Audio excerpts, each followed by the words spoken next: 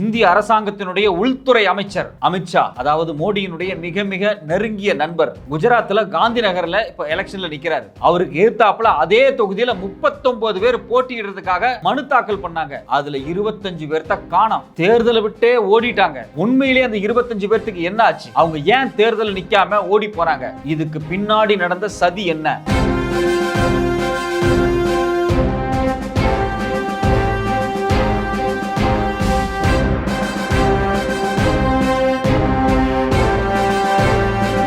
அமித்ஷாவுக்கு எதிராக தேர்தல் நினைக்கணும்னு நினைச்சாங்க பாத்தீங்களா? அந்த 25 பேர்த்துல ஒரு 5 பேர்த்த நியூஸ் லாண்ட்ரி பத்திரிக்கை நேரா கண்டுபிடிச்சு அவங்க எங்க இருக்காங்கன்னு தேடி பிடிச்சு இன்டர்வியூ எடுத்திருக்காங்க. அவங்க சொல்றத கேட்டா நமக்கு அதிர்ச்சியா இருக்கு. ரத்த கண்ணீர் வடிக்கிறாங்க. சொந்த மாநிலத்துல அவங்களுக்கு என்ன நடந்திருக்கு அப்படிங்கறத ஓப்பனா பேசியிருக்காங்க. உண்மையிலேயே அந்த கேண்டிடேட்டுக்கெல்லாம் என்ன ஆச்சு, இப்ப அவங்க எல்லாம் எங்க இருக்காங்க?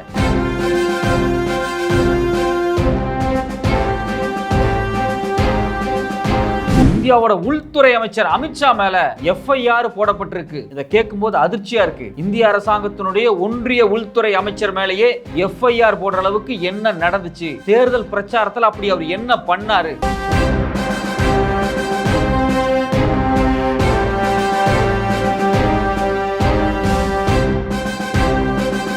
தெலுங்கானா மாநிலத்தினுடைய முதலமைச்சர் ரேவந்த் ரெட்டிக்கு எகென்ஸ்டா டெல்லி மாநில போலீஸ் ஒரு சம்மன் அனுப்பிச்சிருக்காங்க. இப்ப தெலுங்கானாவை ஆண்டுட்டு இருக்கிறது காங்கிரஸ் கட்சி. ஒரு காங்கிரஸ் கட்சியினுடைய முதலமைச்சருக்கு டெல்லிங்கிற ஒரு யூனியன் பிரதேசத்தில் இருக்கக்கூடிய போலீஸ் எதுக்காக சம்மன் அனுப்பிச்சாங்க? இதுக்கு பின்னாடி இருக்கக்கூடிய அரசியல் விளையாட்டுகள் என்ன?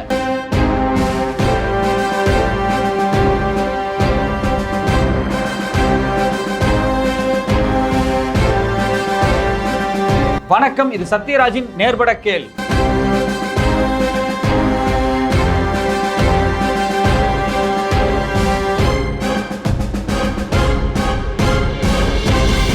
இந்தியாவினுடைய பிரதமர், இந்தியாவினுடைய உள்துறை அமைச்சர், இவங்க ரெண்டு பேருமே குஜராத்திக்காரங்க. அது நரேந்திர மோடியா இருக்கட்டும் இல்ல அமித்ஷாவா இருக்கட்டும், இவங்க ரெண்டு பேரும் கடந்த 25 ஆண்டுகளா இல்ல 30 ஆண்டுகளா மிக மிக நெருங்கிய நண்பர்கள். குஜராத்ல மோடி முதலமைச்சரா இருக்கும் போதும் அமித்ஷா உள்துறை அமைச்சரா இருந்தாரு. இந்தியாவுக்கே மோடி பிரதமர் ஆன உடனே அமித்ஷா உள்துறை அமைச்சரா வந்தாரு. இந்த உள்துறை அமைச்சர் அமித்ஷா மோடியோட நெருங்கிய நண்பர். அதே சமயத்துல பாத்தீங்கன்னா பிஜேபி ஆர்எஸ்எஸ்ல மிகப்பெரிய பவர்ஃபுல்லான ஒரு ஆள். இவர் குஜராத்ல காந்தி நகர்ல தொடர்ச்சியா எலெக்ஷன்ல நின்று ஜெயிச்சுட்டு வரக்கூடிய ஒரு ஆள். குஜராத் காந்தி நகர்னாவே நமக்கு யார் ஞாபகம் வரும் அப்படின்னா எல்கே அத்வானி தான் ஞாபகம் வருவார். ஏன்னா 1986 இருந்து ஏறத்தாழ 6 முறை எல்கே அத்வானி இந்த குஜராத்ல காந்தி நகர்ல தான் ஜெயிச்சு எம்பி ஆனார். எல்கே அத்வானியும் பிஜேபியில மிக முக்கியமான தலைவராக இருந்தவர் தான். இன்னைக்கு அவர் இதே குரூப்பால ஓரங்கட்டப்பட்டிருக்காரு. யாராலனா இந்த மோடி அமித்ஷாவால முழுக்க முழுக்க ஓரங்கட்டப்பட்ட ஒரு நபர் யாருன்னா எல்கே அத்வானி தான். அட்ரஸே எல்லாம் பண்ணிட்டாங்க. ஏதோ போனா போகுதுன்னு இந்த தடவை பாத்தீங்கன்னா பாரத ரத்னா விருதெல்லாம் அவருக்கு கொடுத்தாங்க. அது ஆர்எஸ்எஸ் போட்ட பிரஷரால அவருக்கு பாரத ரத்னா விருது கொடுக்கப்பட்டிருக்கு. மற்றபடி பாத்தீங்கன்னா எல்கே அத்வானின்னு ஒருத்தர் இந்த பிஜேபியில இருந்தாரு அப்படின்னு அடையாளமே தெரியாம காலி பண்ணது மோடி அமித்ஷாவும் தான். அவரோட அடையாளத்தை காலி பண்ணது மட்டும் இல்லாம அவருடைய தொகுதியான காந்தி நகர்ல தொடர்ச்சியா அமித்ஷா போட்டியிடுறாரு. இந்த முறை அவர் தான் போட்டியிடுறாரு. போன தடவை பார்த்தீங்கன்னா ஏறத்தாழ 5 லட்சம் வாக்கு அதிகமா ஜெயிச்சாரு. இந்த தடவை காந்தி நகர் தொகுதியில் அவர் 10 லட்சம் வாக்குல ஜெயிச்சு மிகப்பெரிய வெற்றியை கொண்டாடணும், அவர் ஒரு பவர்ஃபுல் லீடரா காமிக்கணும் அப்படிங்கிறதுக்காக அங்க பயங்கர பிரச்சாரங்கள் நடக்குது. பிரச்சாரம் நடந்தா பிரச்சனை கிடையாது, பிரச்சாரத்தை தாண்டி அங்க பல வேலை நடந்திருக்கு. குஜராத் காந்தி நகர் பகுதியில் அமித்ஷா மட்டும் போட்டி போடல. அந்த மாநிலத்துல குறிப்பா அந்த கான்ஸ்டிடியூன்சில அந்த தொகுதியில 39 பேர், அதாவது அமித்ஷா இல்லாம 39 பேர் அங்க நாமினேஷன் தாக்கல் பண்ணியிருக்காங்க. எல்லாரும் தேர்தல் நிக்கிறதுக்காக. அந்த 39 பேர்ல 25 பேர்த்த இப்ப காணோம். என்ன ஆச்சு அந்த 25 பேர்த்துக்கு? அதுல குறிப்பா பாத்தீங்கன்னா 16 பேர் நாங்க எலெக்ஷன்லயே நிக்க மாட்டோம்னு சொல்லி வித்ட்ரா பண்ணியே ஓடி போயிட்டாங்க. அதுல 9 பேர்த்துடைய நாமினேஷன் கேன்சல் ஆயிருச்சு. மொத்தமே 39 பேர் தான். இப்ப அதுல 25 பேர் தேர்தலையே நிக்கல, எல்லாம் தெரிச்சு ஓடி இருக்காங்க. ஏன் தெரிச்சு ஓடி இருக்காங்க? தேர்தலில் எல்லாருமே நிக்கலாம், எல்லாத்துக்கும் நிக்கிறதுக்கு உரிமை இருக்கு. ஏன் இவங்க எல்லாம் ஓடி போனாங்க, இவங்களுக்கு என்ன நடந்துச்சு அப்படின்னு நியூஸ் லாண்ட்ரிங்கிற பத்திரிக்கை போய் ஆய்வு பண்றாங்க. அதுல குறிப்பா அந்த 25 பேர் ஓடி போனாங்க பாத்தீங்களா, வித்ட்ரா பண்ணிட்டு அவங்கள பிடிச்சு என்னதாயா அவங்களுக்கு நடந்துச்சு அப்படின்னு சொல்லி இன்டர்வியூ எடுக்கிறாங்க. அந்த இன்டர்வியூ பார்க்கும்போது நமக்கே ரத்த கண்ணீர் வருது. அதுல குறிப்பா பாத்தீங்கன்னா ஆல் இந்தியா பரிவார் பார்ட்டி அப்படிங்கிற பார்ட்டியை சார்ந்த ஜிதேந்தர் சிங் சௌகான் இவரு ஒரு வீடியோ பேசியிருக்காரு. அந்த வீடியோ வைரலா இன்னைக்கு இந்தியா முழுக்க ஓடிட்டு இருக்கு. லோக்கல் பிஜேபி காரங்க என்ன பண்ணிருக்காங்க அப்படின்னா, நீ அமித்ஷாவுக்கு எதிராக தேர்தல் நிக்க போறியா, உன்னையும் உன் கட்சியும் இல்லாம பண்ணிரும் அப்படின்னு சொல்லி அவரை பிடிச்சு இழுத்துட்டு போய் வச்சு மிரட்டி அவரை வித்ட்ரா பண்ண வச்சிருக்காங்க. அவர் அது குறித்து ஒரு வீடியோ பேசுறாரு. நான் இப்படி கேண்டிடேட்டா அந்த தொகுதியில் நிக்கிறதுக்காக வேட்புமனு தாக்கல் செஞ்சேன். என்னோட வேட்புமனு வாபஸ் வாங்க சொல்லி என்ன மோசமா மிரட்டினாங்க, என்ன தாக்குனாங்க, என் குடும்பத்தையே வந்து கடத்திடுவான்லாம் மிரட்டினாங்க அப்படின்னு சொல்லி ஓப்பனாகவே அவர் பேசியிருக்காரு. அது மட்டும் இல்லாமல் இவரை வந்து நியூஸ் லாண்ட்ரி பத்திரிகை இன்டர்வியூ எடுக்கும்போது அந்த கருத்தை அவர் சொல்லியிருக்காரு. நான் மிரட்டப்பட்டேன், லிட்டரலாக லோக்கல் பிஜேபிக்காரங்க என்னை வந்து மிரட்டினாங்க அப்படின்னு சொல்றாரு. இது மட்டும் இல்லாமல் பார்த்தீங்கன்னா, இது மட்டும் இல்லாமல் பிரகாஷ் குமார் அப்படிங்கிற ஒருத்தர் வந்து இன்டர்வியூ கொடுத்துருக்காரு. அவர் என்ன சொல்றாருன்னா, பிஜேபிக்காரங்க மொத்தமாக என் வீட்டில் வந்து உட்காந்து இவ்வளோ பேர் வந்து எதுக்கு வேட்புமனு தாக்கல் பண்ணீங்க, நீங்கள் இப்படிலாம் தாக்கல் பண்ணீங்கன்னா 2-3 மிஷின்லாம் வைக்க வேண்டியது வரும், நீ உடனே வித்ட்ரா பண்ணு அப்படின்னு சொல்லி அவர் வீட்டிலேயே உட்காந்துட்டாங்களாம். அவர் இல்லை நான் தேர்தலில் நிற்கணும் அப்படின்னு சொன்னப்போ இல்லை நீ நிற்கக்கூடாதுன்னு சொல்லி அவரை பிடிச்சி மிரட்டி அவரை தொந்தரவு பண்ணி அவரை மன உளைச்சலுக்கு ஏற்படுத்தி அவங்க குடும்பத்திலேயே உட்கார்ந்து டார்ச்சர் பண்ணி அவரை வந்து வித்ட்ரா பண்ண வச்சிருக்காங்க.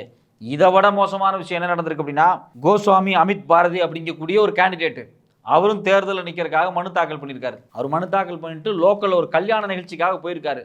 கல்யாண நிகழ்ச்சிக்கு போனவரை மொத்தமாக தூக்கி கொண்டு பிஜேபியினுடைய மிக முக்கியமான லோக்கல் எம்எல்ஏ அவர் வீட்டில் கொண்டு வச்சுட்டாங்களாம். வச்சுட்டு பிஜேபிக்காரங்களே ஃபார்ம் எடுத்து அதில் கையெழுத்து போட்டு மிரட்டியிருக்காங்க. இதில் எதுக்கு நான் கையெழுத்து போட்டு அப்படின்னு கேட்டப்ப இல்லை நீ இந்த தேர்தலில் நிற்க போகிறது கிடையாது, நீ வாபஸ் வாங்குற, கையெழுத்து போடுன்னு மிரட்டியிருக்காங்க. அவர் வேற வழியே இல்லாமல் அவங்க வீட்டில் உட்காந்து அந்த என்ரோல்மெண்ட் ஃபார்மில் கேன்சல் ஃபார்மில் கையெழுத்து போட்டுட்டு அன்னைக்கு நைட்டு முழுக்க அவர் வீட்டிலேயே வச்சிருந்துருக்காங்க. அடுத்த நாள் தான் வெளியே விட்டுருக்காங்க. அவர் உண்மையிலேயே கண்ணீர் வடிச்சு சொல்லியிருக்காரு, ஒரு நாள் முழுக்க என்ன அவங்க வீட்டில் வச்சுட்டாங்க, எனக்கு சம்மதமே இல்லைனாலும் என்னை கையெழுத்து போட சொல்லி என்னை மிரட்டினாங்க, அதுக்கு பிறகு வேற வழியே இல்லாமல் நான் கையெழுத்து போட்டேன் அப்படிங்கிறாரு.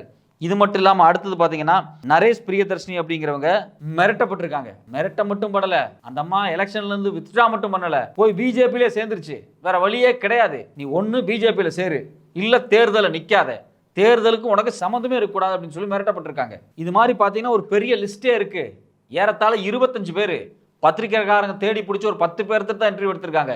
எல்லாரும் சொல்லக்கூடிய காமனான ஒரு ஃபேக்டர் என்ன அப்படின்னா, இந்த கேண்டிடேட்ஸ் எல்லாருமே மிரட்டப்பட்டிருக்காங்க. அவர் உள்துறை அமைச்சராக இருக்கலாம், பிரதமர் மோடியினுடைய நெருங்கிய நண்பராக இருக்கலாம், என்ன வேணாலும் இருக்கலாம். இன்னைக்கு தேர்தல் ஆணையத்துக்கு தான் அதீதமான உரிமையும் பவரும் இருக்கு. இந்தியாவினுடைய ஒட்டுமொத்த பவரையும் தேர்தல் ஆணையத்து கட்டுப்பாட்டில் இருக்கும்போது ஒரு யூனியன் மினிஸ்டர் அவருக்கு எதிர்த்தாப்புல நாமினேஷன் தாக்கல் பண்ண 25 பேர்த்த துரத்தி அடிச்சிருக்காரு. அதுல ஏறத்தாழ 16 பேர் பார்த்தீங்க அப்படின்னா, நான் தேர்தலையே போட்டியிடலன்னு சொல்லி கேன்சல் ஃபார்ம் கொடுத்து எழுதி கொடுத்துட்டு பின்வாங்கி ஓடிட்டாங்க. ஒரு 9 பேர் அவங்களோட ஃபார்மையே கவர்மெண்ட் கேன்சல் பண்ணி விட்டுருச்சு. யாரு? இதே தேர்தல் ஆணையம். இப்போ நமக்கு வரக்கூடிய என்ன, இது ஒரு காபந்து அரசாங்கம். ஒரு காபந்து அரசாங்கத்தில் தேர்தல் ஆணையத்துக்கு இவ்வளவு அதிகாரம் இருக்கும்போது லோக்கல் எம்எல்ஏ, பிஜேபி எம்எல்ஏ மிரட்டலுக்கு உட்பட்டு இங்க பல பேர் தேர்தலை புறக்கணிச்சிருக்காங்க. இதுவரைக்கும் அமித்ஷா மேல என்ன நடவடிக்கை எடுக்கப்பட்டிருக்கு அப்படிங்கிறதா நம்மளோட கேள்வி. இதுவரைக்கும் எந்த நடவடிக்கையுமே எடுக்கப்படல. இது மட்டும் இல்லாம அந்த பகுதியில் காங்கிரஸ் சார்பா போட்டியிடக்கூடிய சோனா பட்டேல் அவங்க சில தகவல்களை வெளியே சொல்றாங்க, பத்திரிகையில பேட்டி கொடுக்குறாங்க, ஓப்பனாவே பேசுறாங்க. அவங்க என்ன சொல்றாங்க அப்படின்னா, காங்கிரஸ் சார்பா எங்களால தேர்தலில் பிரச்சாரமே பண்ண முடியலங்க.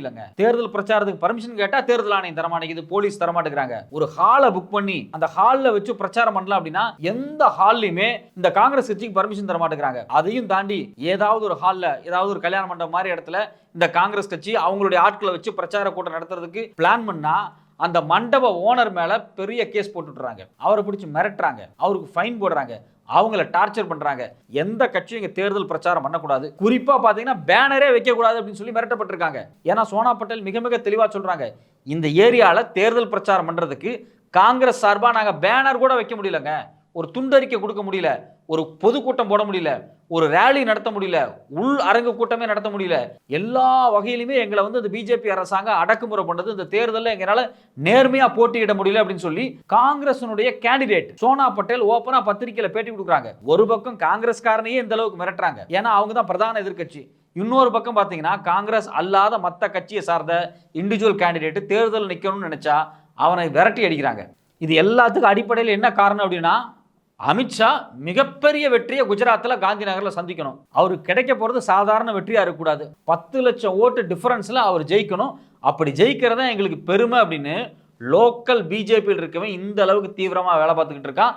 இதுக்கு ஒரு உள்துறை அமைச்சரே சப்போர்ட்டாக இருக்காரு, தேர்தல் ஆணையம் கண்டுக்க மாட்டேங்குது. இது எல்லாத்துக்கும் ஒரு மிகப்பெரிய ஆதாரமாக எது இருக்குது அப்படின்னா, கடந்த சில நாட்களுக்கு முன்னாடி டெல்லியை சார்ந்த ஒரு சமூக ஆர்வலர் அவங்க குஜராத்துக்கு காந்தி நகரில் நேர்லேயே போய் அங்கே இருக்கக்கூடிய 200 பேர்த்த பேட்டி எடுக்கிறாங்க. இங்கே வந்து தேர்தல் நடக்க போகுது, இந்த தேர்தல் களச்சூழல் எப்படி இருக்குது அப்படின்னு சொல்லி மொத்தமாக ஒரு 200 பேர்த்த பிடிச்சி அவங்கள்ட்ட பேட்டி எடுக்கிறாங்க. அவங்க பேர் என்னன்னு பார்த்தீங்கன்னா ஷபாமா ஹசிமி. இவங்க இந்த பேட்டி எடுத்து முடிச்சுட்டு மொத்தமாக ரிப்போர்ட் கொடுக்குறாங்க. அந்த ரிப்போர்ட்டில் அவங்க சொல்கிறது கேட்டால் நமக்கே ரொம்ப அதிர்ச்சியாக இருக்குது. இந்தியாவுடைய உள்துறை அமைச்சர் தேர்தல் நிற்கக்கூடிய அந்த கான்ஸ்டியூன்சியில், அந்த தொகுதியில் ஒரு அசாதாரணமான சூழல் இருக்குது. அங்கே எல்லாருமே வந்து தேர்தலை காமனாக ஈஸியாக எடுத்துக்க முடியாத சூழலை அவங்க ஏற்படுத்தி வச்சிருக்காங்க அப்படிங்கிறாங்க. அப்போ ஒரு உள்துறை அமைச்சரே சட்ட ஒழுங்கை பாதுகாக்கல, சட்ட ஒழுங்கை மீறுறாங்க, அதை தேர்தல் ஆணையம் கண்டுக்க மாட்டேங்குது. அப்படிங்கும்போது அங்க நடக்கக்கூடிய தேர்தல் மட்டும் எப்படி நியாயமானதா இருக்கும் அப்படின்னு நமக்கு ஒரு மிகப்பெரிய கேள்வி வருது. இந்த சூழ்நிலையில் தான் பார்த்தீங்க அப்படின்னா அமித்ஷா மேல ஒரு எஃப்ஐஆர் போடப்பட்டிருக்கு. அந்த எஃப்ஐஆர் யார் போட்டாங்க, எங்கேருந்து போட்டாங்க, எதுக்காக போட்டாங்கன்னு பார்த்தா இன்னும் நமக்கு ரொம்ப அதிர்ச்சியாக இருக்குது. சில நாட்களுக்கு முன்னாடி பார்த்தீங்கன்னா அமித்ஷா வந்து ஹைதராபாத்தில் வந்து பிரச்சாரம் பண்ணுறாரு. இப்போ பார்த்தீங்கன்னா தெலுங்கானாவில் வந்து தேர்தல் நடக்குது. இந்த தேர்தல் பிரச்சாரத்துக்கு வந்து அமித்ஷா அங்கே ஒரு open road show நடத்துகிறாரு. Road show நடத்துறது வழக்கமாக அவங்களோட ஸ்ட்ராட்டஜி தானே. ஏற்கனவே பார்த்தீங்கன்னா மோடியும் ரோட் ஷோ நடத்துவார், அமித்ஷாவும் ரோட் ஷோ நடத்துவார், ராஜ்நாத் சிங்கும் நடத்துவார். ஆனால் மக்களுக்கு தான் அவங்க யாருன்னு தெரியாது. அவங்க போகிற பக்கம்லாம் ரோட் ஷோ நடத்துவாங்க. குறிப்பாக தென்னிந்தியாவில் அவங்க ரோட் ஷோ நடத்துவாங்க, சவுத் இந்தியாவில். அப்படி சவுத் இந்தியாவில் ரோட் ஷோ நடத்துறதுல எந்த பிரயோஜனமே இல்லை அப்படின்னு பல உளவு அமைப்புகளே ரிப்போர்ட் கொடுத்துட்டாங்க. இப்போ அமித்ஷாவோ நட்டாவோ யாராவோ கை காட்டிட்டு போனால் இவங்கெல்லாம் யாருன்னே தென்னிந்திய மக்களுக்கு தெரியல, எதுக்காக இவங்க ரோட் ஷோ நடத்துகிறாங்க அப்படிங்கிறாங்க. அதே வகையில் பார்த்தீங்கன்னா ஹைதராபாத்தில், அதாவது தெலுங்கானா மாநிலத்தில் ஹைதராபாத்தில் அமித்ஷா வந்து ரோட் ஷோ நடத்துகிறாரு. யாருக்காக நடத்துகிறார் அப்படின்னா மகாதேவி லதா அப்படிங்கக்கூடிய எம்பி கேண்டிடேட்டுக்காக. இந்த அம்மா யாருன்னு உங்களுக்கே நல்லா தெரிஞ்சிருக்கும். சில நாட்களுக்கு முன்னாடி தேர்தல் பிரச்சார வேனில் போயிட்டு இருக்கும்போது ஒரு மசூதியை பார்த்து வில் எடுத்து விடுற மாதிரி ஒரு ஆக்ஷன்ஸ் பண்ணாங்க பார்த்தீங்களா, அந்த அம்மா தான். அவங்க போகிற இடத்துல எல்லாத்தையும் மிக மோசமாக மதவாதமாக பேசியிருக்காங்க. ஒரு மசூதி, அந்த மசூதியை பார்த்து பின்னாடி இருந்து ஒரு வில் எடுத்து அந்த மசூதி விடுற மாதிரி அவங்க ஒரு போர்ஷன் கொடுக்குறாங்க, ஒரு டிராமா பண்ணுறாங்க. அதை பார்த்து இந்த கூட்டமே கத்துது. இதை விட மோசமான மதவாதம் எதுவுமே கிடையாது. ஆனால் தேர்தல் ஆணையம் அவங்க மேலே ஏதாவது நடவடிக்கை எடுத்திருக்கா? வீடியோ ஆதாரமே இருக்கு. அவங்க போஸ்ட் பண்ணக்கூடிய அர்த்தம் என்ன? மசூதியை காலி பண்ணிடுவோம், மசூதியை ஒன்றும் இல்லாமல் பண்ணிடுவோம், மசூதியை சிதைச்சிருவோம் அப்படிங்கிறது தான் அவங்களுடைய செயலினுடைய வெளிப்பாடு. ஆனால் தேர்தல் ஆணையம் எந்த நடவடிக்கை எடுக்கல. இந்த கேண்டிடேட் இருக்காங்க பார்த்தீங்களா, இவங்களுக்கு பிரச்சாரம் பண்ணுறதுக்கு தான் அமித்ஷா வந்து ஹைதராபாத்துக்கு வர்றாரு. அவரும் தெருவில் ரேலி பண்றாரு. அப்படி ரேலி பண்ணும்போது அங்க பாத்தீங்கன்னா சின்ன சின்ன குழந்தைகள் இருக்கு பாத்தீங்களா, அந்த குழந்தைகள் கையில இந்த தாமரை இலையை கொடுத்து அவங்களே பிரச்சாரத்தில் ஈடுபடுத்தி இருக்காங்க. தேர்தல் ஆணையத்தினுடைய மாடல் கோட் ஆஃப் கான்டாக்ட் படி இது விதிமீறல். எந்த காரணத்து கொண்டும் தேர்தல் பரப்புரையில் குழந்தைகளை பயன்படுத்தக்கூடாது. அதுலயும் குறிப்பா பாத்தீங்கன்னா ஒரு கட்சியினுடைய தேர்தல் சிம்பலை கையில வச்சுட்டு குழந்தைகளை நடு ரோட்ல கொண்டு நிக்க வைக்கிறது உண்மையிலேயே வந்து தேர்தல் மாடல் கோட் ஆஃப் கான்டாக்டுக்கு எதிரானது. இந்திய நாட்டினுடைய உள்துறை அமைச்சர் அவரு தேர்தலில் பிரச்சாரம் பண்றாரு, அதுக்கே குழந்தைகளை பயன்படுத்துறாங்க. அதனாலதான் பாத்தீங்கன்னா தெலுங்கானாவை நீங்க ஆட்சி பண்ணிட்டு இருக்கக்கூடிய காங்கிரஸ் இருக்காங்க பாத்தீங்களா, அவங்க போய் இது குறித்து தேர்தல் ஆணையத்தில் கம்ப்ளைண்ட் கொடுத்துருக்காங்க. அது மட்டும் இல்லாம அமித்ஷா மேல ஒரு எஃப்ஐஆர் போட்டு விட்டாங்க. உண்மையிலேயே அது சட்டவிரோதமானது. குழந்தைகளை நீங்க எதுக்கு வந்து தேர்தல் பிரச்சாரத்தில் பயன்படுத்துறீங்க? ஏற்கனவே மோடி போற இடத்துல எல்லாம் என்ன பேசுறாரு? இந்து முஸ்லிம் பிரச்சனையை தூண்டி வர்றதுக்காக பல விஷயங்களை பேசுறாரு, கண்ணாபின்னான்னு பேசுறாரு. எல்லாத்துக்கும் வீடியோ ப்ரூஃப் இருக்கு. அவர் எங்க போனாலும் பத்திரிகைகளும் தொலைக்காட்சிகளும் டெலிகாஸ்ட் பண்றாங்க. அவர் என்ன பேசினாலும் எழுதுறாங்க. அவர் என்ன பேசியிருக்காருன்னு கடந்த 20 நாள் எடுத்து பாருங்க. முழுக்க முழுக்க இந்து முஸ்லீம் பிரச்சனையை ஏற்படுத்துற மாதிரியே தான் பேசியிருக்காரு. ஆனா தேர்தல் ஆணையம் நடவடிக்கை எடுத்திருக்கா? இது வரைக்கும் எடுக்கல. அவரை ஃபாலோ பண்ணி பிஜேபி சார்ந்த எல்லாருமே இப்ப இந்த வேலையை பாக்குறாங்க. அது அமித்ஷாவா இருக்கட்டும், நட்டாவாட்டுக்கு, ராஜ்நாத் சிங்கா இருக்கட்டும், எல்லாருமே மதவாத பிரச்சாரம் பண்றாங்க. குறிப்பா அமித்ஷா இந்த தெலுங்கானால பிரச்சாரம் பண்ணும்போது இந்த பிரச்சாரத்துல இந்த மதவாதம் சார்ந்த எம்பிக்கு பண்ணும்போது குழந்தைகளை வேற பயன்படுத்தியிருக்காங்க. இது முழுக்க முழுக்க மாடல் கோட் ஆஃப் கான்டாக்டுக்கு எதிரானது, சட்டத்துக்கே புறம்பானது. அதனால தான் அவர் மேலே எஃப்ஐஆர் போடப்பட்டிருக்கு. எங்க மேலே நீங்க எஃப்ஐஆர் போட்டுட்டீங்களா, நாங்க உங்களை சும்மா விட மாட்டோம் அப்படின்னு சொல்லி தெலுங்கானாவினுடைய முதலமைச்சர் இருக்கார் இல்லையா, ரேவந்த் ரெட்டி, அவருக்கு டெல்லி போலீஸை வச்சு ஒரு சம்மன் அனுப்பிச்சிருக்காங்க. எதுக்கு சம்மன் அனுப்பிச்சிருக்காங்க? சில நாட்களுக்கு முன்னாடி பாத்தீங்க அப்படின்னா அமித்ஷா ஒரு மேடையில் பேசினார். அப்படி அவர் பேசும்போது அவருடைய மொத்த வீடியோவை எடுத்து டீப் ஃபேக் பண்ணி, அதாவது அவருடைய பேசுனதுல சில விஷயங்களை மாற்றி போலியா ஒரு வீடியோவை ரெடி பண்ணி காங்கிரஸ் தரப்பில் வெளியிட்டாங்க. அப்படிங்கிறது தான் அந்த குற்றச்சாட்டினுடைய மையம். ஓபிசி எஸ்சி எஸ்டிக்கு வந்து நாங்கள் ரிசர்வேஷன் தரமாட்டோம், அதாவது பிஜேபி ஆட்சிக்கு வந்துச்சுன்னா ஓபிஎஸ்சி எஸ்சி எஸ்டிக்கு ரிசர்வேஷனை தரமாட்டோம் அப்படிங்கிற ஒரு ஃபேக் வீடியோ வந்து பரப்பப்பட்டிருக்கு. அந்த வீடியோவை தயாரிச்சதே காங்கிரஸ் தான். குறிப்பா தெலுங்கானா மாநிலத்தில் தெலுங்கானா முதலமைச்சருக்கு தெரிஞ்சது அதெல்லாம் நடந்திருக்குன்னு சொல்லி டெல்லி போலீஸை வச்சு தெலுங்கானா முதலமைச்சருக்கு ஒரு சம்மன் அனுப்பிச்சிருக்காங்க. அது ஏன் டெல்லி போலீஸ் வச்சுன்னு கேட்குறீங்களா? இப்போ டெல்லி ஆட்சி பண்ணிட்டு இருக்கிறது அதிமுக அரசு தான். ஆனால் காவல்துறை வந்து அந்த மாநில அரசனுடைய கட்டுப்பாட்டில் இல்லை. ஏன்னா அது ஒரு யூனியன் பிரதேசம். இன்னும் தெளிவாக சொல்ல போனால் அது இந்தியாவினுடைய கேபிட்டல். அதுக்குன்னு சில சட்ட திருத்தங்கள் இருக்கு, அதுக்குன்னு சில ப்ரொசீஜர் இருக்கு. அந்த ப்ரொசீஜர் அடிப்படையில் பார்த்தீங்க அப்படின்னா டெல்லியினுடைய போலீஸ் யாரு கட்டுப்பாட்டில் இருக்கு அப்படின்னா முழுக்க முழுக்க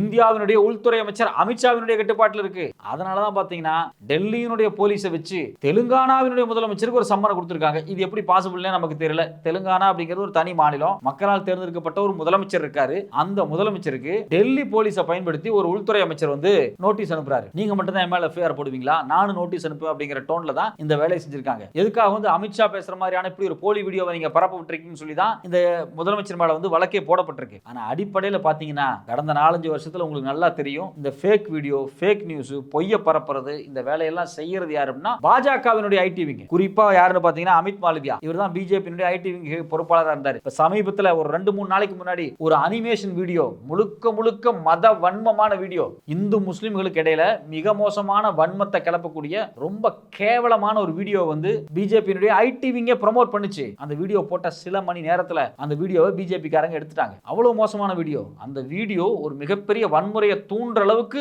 அனிமேஷன் பண்ணப்பட்ட ஒரு வீடியோ. அந்த வீடியோவை பிஜேபியினுடைய அதிகாரப்பூர்வ ஐடி விங்கே வெளியிடுறாங்க. யாரு? இந்த அமித் மாலவியா குரூப்.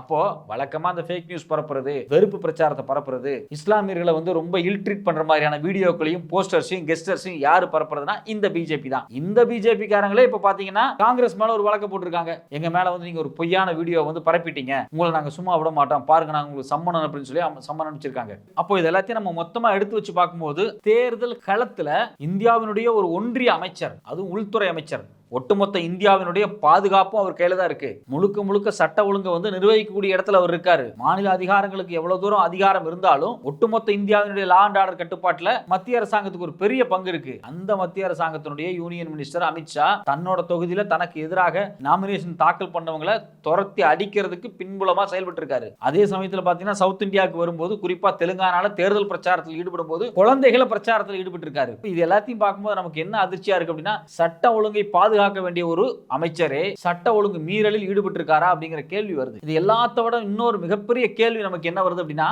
இப்போ காபந்து அரசாங்கம் தான், அதாவது ஒன்ஸ் வந்து தேர்தல் தேதி அறிவிக்கப்பட்டு விட்டால் அதுக்கு பிறகு பாத்தீங்கன்னா இருக்கக்கூடிய அரசாங்கத்தை காபந்து அரசாங்கம் தான் சொல்லுவாங்க. ஆனா மோடி அரசாங்கம் ஒண்ணு காபந்தாலாம் நடந்துக்கல. தேர்தல் தேதி அறிவிச்சதுக்கு பிறகுதான் பாத்தீங்கன்னா ஒரு மாநிலத்துடைய முதலமைச்சரை கைது பண்ணி ஜெயில வைக்கிறாங்க. யாரன்னா அரவிந்த் கெஜ்ரிவாலை கைது பண்ணி வச்சாங்க. நம்ம எல்லாத்துக்குமே தெரிஞ்சது. மாநில முதலமைச்சர் திகார் ஜெயில நின்று டெல்லி ஆட்சி பண்ணிட்டு இருக்காரு. அவரு பெயில் கொடுக்கணும், என கைது பண்ணதே சட்டத்துக்கு புறம்பானது அப்படின்னு சொல்லி சுப்ரீம் கோர்ட்ல வந்து அவர் வந்து மனு தாக்கல் பண்ணிருக்காரு. அந்த மனுவுக்கு எதிராக வந்து நின்றுகிட்டு மோடி அரசாங்கம் பேசிட்டு இருக்கு, இல்ல அவர் மேல வந்து எங்களுக்கு ஆதாரம் இருக்கு அப்படின்னு. ஆதாரம் இருந்தா நீங்க முதல்ல கைது பண்ணிருக்க வேண்டியதானே. தேர்தல் நேரத்துல ஏன் கரெக்டா நீங்க கைது பண்ணீங்க? அதுவும் தேர்தல் தேதி அறிவிச்சதுக்கு பிறகு ஏன் கைது பண்ணீங்க? ஒரு காபந்து அரசாங்கத்துக்கு தேர்தல் அறிவிச்சதுக்கு பிறகு ஒரு மாநிலத்தினுடைய முதலமைச்சரை கைது பண்ணுது அப்படின்னாவே இதுக்கு பின்னாடி ஏதோ ஒரு அரசியல் உள்நோக்கம் தான் இருக்கு. அந்த அரசியல் உள்நோக்கத்தின் அடிப்படையில் தான் அவர் கைது செய்யப்பட்டார் அப்படிங்கிறது வெட்ட வெளிச்சமா நம்ம எல்லாத்துக்குமே தெரியும். அப்ப இந்த சூழ்நிலையில நாம கவனிக்க வேண்டிய விஷயம் என்னன்னா, தேர்தல் ஆணையத்துக்கு தான் உச்சபட்சமான பவர் இருக்கு. தேர்தல் ஆணையம் என்ன பண்ணிட்டு இருக்கு? ஒரு இந்திய நாட்டோட உள்துறை அமைச்சர் நிற்கக்கூடிய தொகுதியில 25 பேர் நாமினேஷனை வாங்கிட்டு, அதாவது வித்ட்ரா பண்ணிட்டு ஓடி இருக்காங்க. அவங்க பத்திரிகையில பேட்டி கொடுக்குறாங்க, நாங்க மிரட்டப்பட்டோம், எங்க குடும்பமே மிரட்டப்பட்டுச்சு, எங்களை மிரட்டி கையெழுத்து போட்டு தேர்தல் இருந்து பின்வாங்க வச்சிருக்காங்க, எங்களை தேர்தலை பரப்புரை செய்ய விட மாட்டேங்கிறாங்க, எங்களால எந்த இடத்துலயுமே போய் தேர்தலை பிரச்சாரம் பண்ண முடியல, எங்களை மிரட்டுறாங்க, அடிக்கிறாங்க, எல்லாத்தையும் வீடியோ ஆதாரமா அங்க இருக்கக்கூடிய கேண்டிடேட்ஸ் வெளியே சொல்றாங்க. ஆனா அவங்க மேல எந்த நடவடிக்கையுமே எடுக்கல. ஏன் எந்த நடவடிக்கையுமே எடுக்கல? சாதாரண ஒரு எளிய மனுஷன் தேர்தல் நேரத்தில் ஏதாவது பேசிட்டா அது வந்து தேர்தல் விதிமுறைகளை மீறிடுச்சுன்னு நீங்க சொல்றீங்க. ஆனா இந்தியாவுடைய ஒன்றிய அமைச்சர் பேசினா அது தேர்தல் விதிமுறைகளை மீறலையா? தொடர்ச்சியா இந்திய பிரதமர் போற இடத்துல எல்லாம் வன்மமா பேசிட்டு இருக்காரு, மதவாதத்தை தூண்டுற மாதிரி பேசிட்டு இருக்காரு. அது உங்களுக்கு வந்து மாடல் கோட் ஆஃப் கான்டாக்ட்னு சொல்லக்கூடிய ரூல்ஸ் அண்ட் ரெகுலேஷனை மீறலையா? ஏன் இவங்க மேல எல்லாம் இது வரைக்கும் எந்த நடவடிக்கையுமே எடுக்கல? இவங்க மேல எந்த நடவடிக்கையுமே எடுக்காம இப்ப தேர்தலை நீங்க நடத்திட்டு இருக்கீங்க. இது நியாயமா அப்படிங்கிற கேள்விதான் நமக்கு வந்து